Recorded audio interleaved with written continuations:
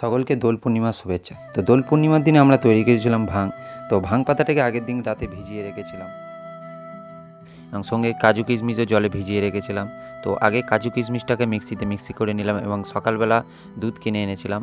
তো দেখো কাজু কিশমিশ মিক্সি রেডি হয়ে গেছে।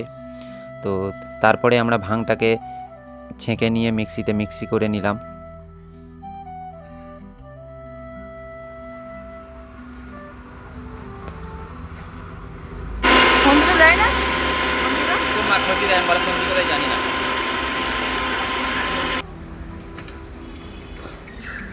মিক্সি রেডি হয়ে গেছে। তো আমরা এই মিক্সি থেকে ভাংটা তুলে জালতি দিয়ে ভালো করে চটকে ছেঁকে দুধের সঙ্গে মিশিয়ে দিলাম।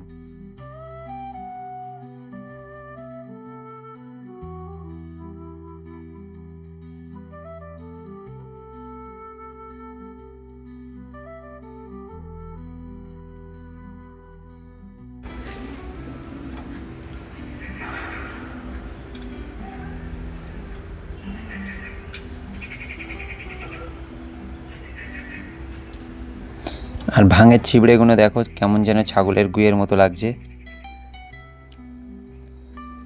তো যাই হোক, এরপরে আমরা চলে গেলাম ফল কাটতে। এদিকে কলা, তরমুজ, আঙুর, আপেল, ডালিম সব আগে থেকে কিনে ভালো করে ধুয়ে কেটে একটা জায়গাতে রাখলাম।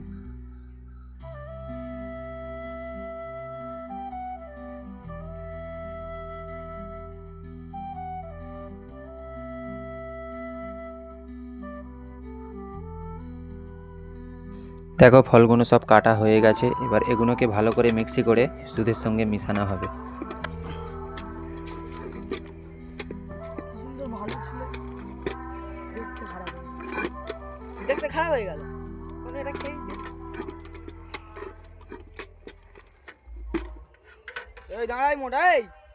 তো ফলগুলো ভালোভাবে মিক্সি করে ভাঙের বালতিতে মেশানো হলো।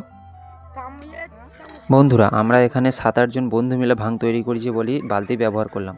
তোমরা চাইলে ঘরোয়া উপায়েও যে কোনো ছোটোখাটো পাত্রতে তৈরি করতে পারো। এবং তোমাদেরকে আরও একটা ইনফরমেশান দিয়ে রাখি বন্ধুরা, যেটা আমি ভিডিওর মাধ্যমে তোমাদেরকে দেখাতে পারিনি।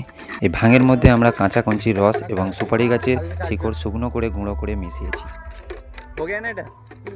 তো তার সঙ্গে আমিও ভাঙের বালতিটা ভালো করে নাড়াচাড়া করে নিলাম। আর এই যে শুরু হলো আমাদের ভাং খাওয়া। চিয়ার্স।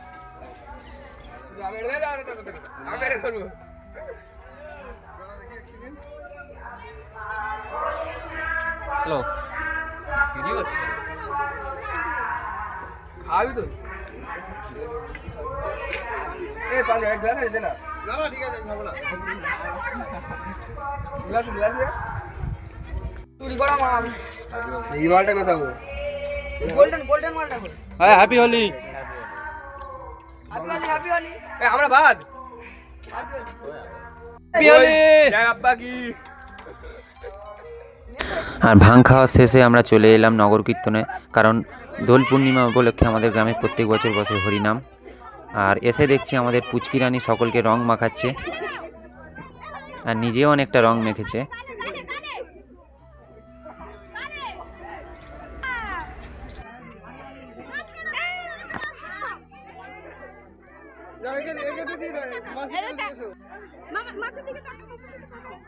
এইদিকে লাগাও, এইদিকে